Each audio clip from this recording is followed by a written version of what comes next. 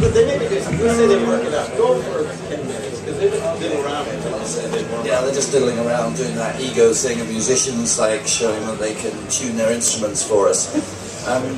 Bob is obviously fitting Frank Zappa into his personal history of intellectual life, that he is an archivist of Marshall McLuhan and very excited that he can get insights on Frank Zappa by using Marshall McLuhan, and this goes a certain way to explaining what's exciting about Frank.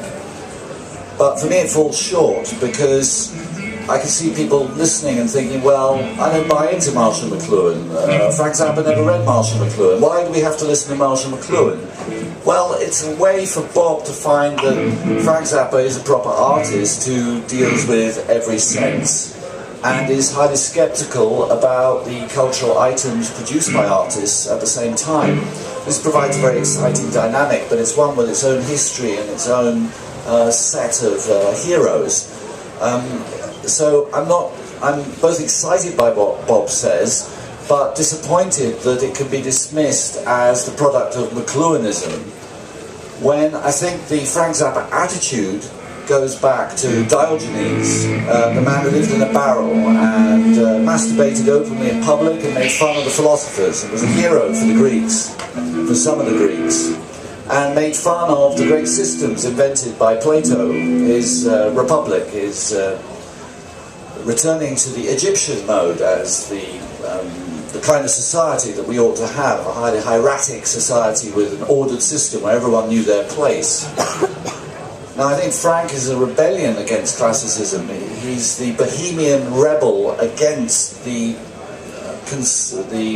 inherited culture that you have, a perpetual revolution that has happened in art since the decline of the Middle Ages and the Catholic world picture and the advent of a new system based upon production. In other words, I'm returning to Marxist categories, but you see, I think Marxist categories are stronger than McLuhan's, because they are the result of observation of forces which are bearing down upon us and which we cannot ignore. That the layout of history that McLuhan encourages is a set of phases for descriptive purposes, which doesn't include us in the picture. That we can say, yes, it was all books up until here, then it was the schema. I'll try and explain back to Bob what I meant by picking on art, painting as the revolutionary art of the 20s, music as the revolutionary art of the 60s.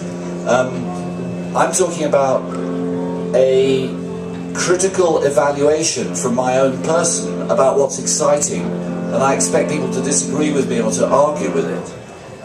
So it's not an abstract sociological, historical set of periods which are replacing each other, which I find closer to the Stalinist distortion of Marxism, which we call stagism.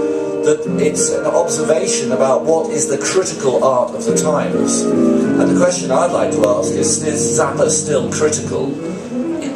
And often when I'm among a whole lot of Frank Zappa fans who are fans, I find Frank Zappa fandom is not critical. It simply erects around Frank Zappa the same machinery of boring adulation which people could do about anything. It could be Phil Collins, fill in the blank. But the critical part of Zappa, and here I agree with Bob, is the amount of materials from different places he manages to combine together, which always leaves anybody having to face things which they'd rather not face from the point of view of their identity. It's the anti-identity moment in Zappa which is a subversive side. Now, but what is your term, your McLuhanite term, or your own term, or the way you describe this effect of having to buy a record which is not the style that you should be doing for the kind of person you are? What's that aspect, the critical aspect? Well, that's manipulative. Rather than simply a celebration of the new tactility of computing, which seems to me is what all the press are doing all the time anyway. Isn't the modern world great? We're all in touch by a mobile phone. It seems to me I want to interrupt that consumerism, whereas you seem to be saying Frank's celebrating it, so it confuses me. No. Frank interrupts the eye in his early phase, and then he interrupts the ear, and he interrupts tactility, which is a tactile factor in itself, but he is anti-environmental to the tactile, and he recognizes the garbage apocalypse, and I see him trying to out-tactilize the tactile environment. Countering, and that strategy is Manipian. That's where you turn on the audience of your own medium and satirize them as well as all the obvious vices. But it seems to me in the particular moments at which Frank Zappa interrupts the flow of imagery which is given to you on your mobile phone or in tuning in to the media world is the recognition of motifs, the charged way in which poodles erect themselves as a focus of attention for Zappa fans, which seems to give back to people their own activity in observing things. Instead of passively consuming a world built of stars and celebrities, we become the centre. That's what I value about Zappa, is it makes my own and my friends' appreciation of Zappa the important thing, instead of surrendering to the values and flow of what all this stuff is giving us. We tend to actively create. Yeah, now that's why Frank had to die in '93, because the digital environment was turning the creative power over to the viewer, to the user of computer technology, starting in '95 with Netscape and all that. That has a lot of disservices.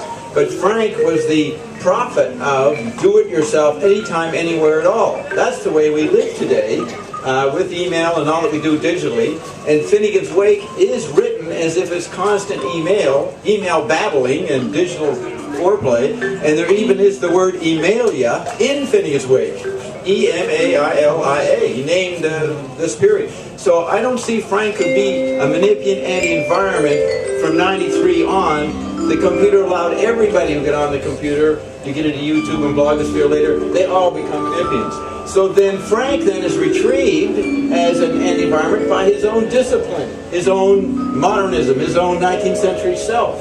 Becomes a reminder to people that you could do anything, anywhere, any place at all, but you'll get lost in the mush. I'm sure glad you said that, Bob, because pointing out his 19th century modernist self is the point at which I find that in discussions of music which degrade themselves into sociology and identity, and these kind of people like this kind of music, and these kind of people like that kind of music, which is kind of information useful for marketing, but has nothing to do with whether I personally am experiencing anything beautiful or intense or that obsesses me. Now, putting that back, it's as if Frank Zappa, by degrading all values and creating this melange in which anything is as valuable as anything else, and his nephew's belches are on a par with a percussion sound derived from Edgar Varese, is at the end of the day producing an art which criticises society. We're back with the bohemian, artistic, antisocial aspect of art, which the commodification of things and pleasing people does away with. Yeah, I think that these phases and stages were used satirically by Marshall for book people who like phases and stages. But I think my own chart that I wear, I base a lot of what I'm talking about today on Zappa. It's called the Tiny Note Chart. I show the relevance of the 1840 to 1900 period, the 1900-1918 vortices period, 1918-45, 1945 to 60. I see that Frank is an anti-environment to the eye phase, to the ear phase, the tactile phase, and the post-tactile. That's what people don't even begin to understand, and that's why I object to the Radon Hat-On report, or Rodin Hat-On. They have no idea of the tradition of the last 150 years that Frank fulfills. We are not... Could I ask for a show of hands, who's heard of the Rando Hutton report? Rondo Hatton. Rondo Hatton. Radon Hat-On. Yeah, this was set up by Simon Prentice and Didier Mervelet of Simon Prentice, who translated Frank Zappa's, oversaw the translation of Zappa's lyrics when they were printed in Japanese. He's an Englishman who lived in Japan for 10 years. And Didier Mervelet of Les Fils de l'Invention. They set up a website where people are discussing Frank, and you get good and bad papers in it. But for some reason, Bob has extreme hostility towards this site. Now, can you expound upon that a bit more? Well, I went through all the issues, and I have on my notes. We haven't got time, but anybody wants to talk about it off camera, we can. I'll show you my arguments. But basically, they take the cliches that Frank was a musical genius, and he was an outsider, and he played with time, and Simon Prentice's own 10 points, which are ridiculous, he lays those as the main themes. It doesn't even begin to recognize there is no Frank Zappa, Francis Zappa in Them or Us. When Moon talks to him, there's no Frank there. you have to realize that Frank Zappa, as Frank himself said, any biographical information about me is useless. And these people analyze all these aspects of his albums and his content and don't get the larger pattern and why he appealed to people. The way I put the same point is that it's the intentional fallacy, and very deliberately on Freak Out, Frank Zappa made up various things about his life and called it biographical trivia. I was telling people that the way you understand an artist is to look at the items they presented to you and analyse them and wonder why they're there and what they're doing, not to go and ask the artist what they meant. I was taught by J.H. Prynne, the last question, the one question you cannot ask a modern artist is, what does it mean? Because the artist makes the art in order to find out what it means. Going and asking the person what it means, if they can tell you, why the fuck did they do the art in the first place? And this stupidity is how rock journalism works. People forever queuing up to ask Sting, well, what did you mean by the album, man? And then he tells some boring moralistic story about why he made the album. Well, why didn't he just say that in the first place? Why make records? The point about a Frank Zappa record is that they can be made. They are artificial constructs requiring work and thought on our part. We can interpret Frank better than he. Yes. That's exciting. We are the centre of this. We are the centre of what Frank Zappa is about. Our own interpretations are the point. And the laxness with which Frank Zappa is reabsorbed as part of a consumer celebrity item, and he's laid next to Yes and Pink Floyd as yet another 60s great that we have to sit through and listen to, is abysmal and a betrayal of what Frank did. Yeah, Frank said he didn't hope to be remembered. He actually said, I don't care if I'm remembered. He knew his work was over. We have to carry on the tradition. And what's great about the best book on Frank Zappa is called Art, Class, and Cleavage, which gives the context for negative dialectics of poodle play. And that context, even though Ben refers to Adorno in dialectical analysis, it's very similar to McLuhan. It's just McLuhan survived the 60s, Adorno didn't. And then people drag out the most boring quote from Zappa ever. Music is the best. There's a denial of their own thoughts about music. Yeah, Frank was not a musician. Let's get that. He was not a musician. They say thought can only go so far as here, but music goes so far as here. But that in itself, my friends, is a thought. It's just a bad thought. Yeah, so there's a whole tradition that Ben lays out in native dialectics from the vortices I like to call James Joyce, Wyndham Lewis, Eliot Pound, and Yeats. That tradition is what Frank built on, even though he didn't know anything about it. He didn't have to. He picked up on the Manipian strategy through his own luck, whatever it was, being living in L.A. in his late 20s, late teens, and then exploring that multimedia society which was going to kill New York. This is the drama of Annie Hall, which features Marshall McLuhan, if you ever look at that Woody Allen movie. Anyways, the point is the category, Frank always undermined any category you gave him, which was the modernist tradition. Which brings us to the amazing fact that culture is not a pass the parcel of various ideas which people have read and then regurgitate. It's a real response of people to a real system. And because the system is real and objective and there and doing stuff to us, people can react to it and they may have parallels between them even if they never read each other. Now this is the question which gets thrown in my face all the time. How dare I say that there is an objective system one can look at and you can see that responses to it could be similar. But I'm afraid there is a material world outside us and it's doing things to us, and therefore the people who see what's wrong with it are going to say similar things. That's right. And there is almost, to the degree that population is unconscious, and McLuhan laid out the laws, an unconscious reaction to the dynamics of new media environments. And if you're going to have a detached, involved relationship to it, you will inevitably end up thinking like Frank Zappa. You will. It's not Frank Zappa per se the person, but the detached ridicule of commodification, but at the same time knowing it's a huge environment and employs billions of people that you can't escape commodification. So Frank has that right on his first album. I'm just here to play music after all. And yet at the same time he presents a very sophisticated anti-environment to the whole scene. In 1966-67. He's working on at least 4 levels, which was instinctive. I don't know how one gets to that state of being. The point is, he didn't really identify with anything, and he wanted to have fun. But fun includes thinking.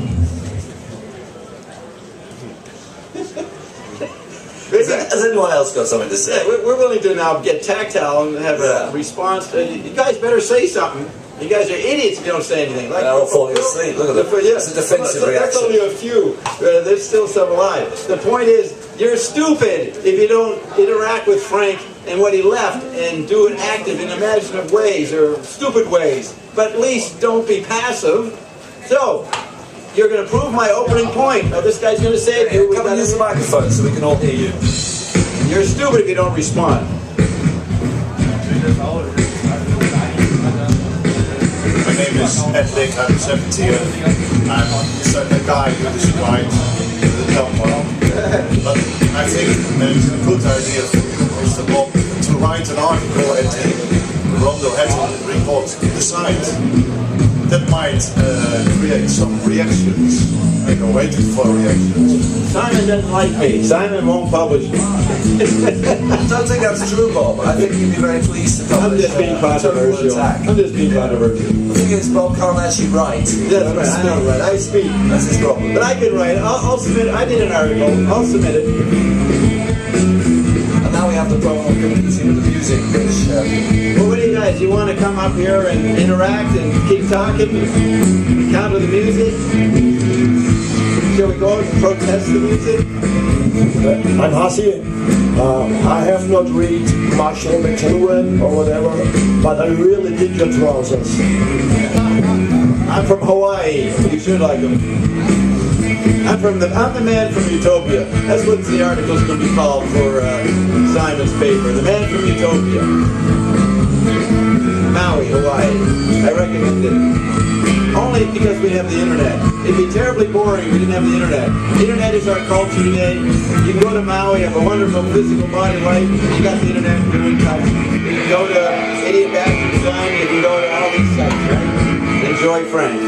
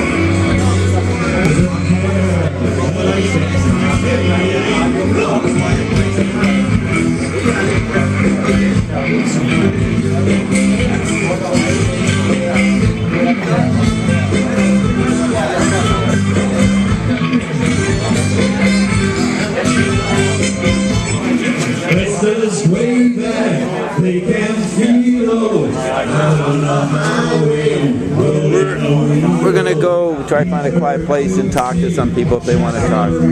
So I guess get Ben, they're pointing at me, get that tape pointing at me, so they're explaining to me right now to that guy. So I guess let's stop it.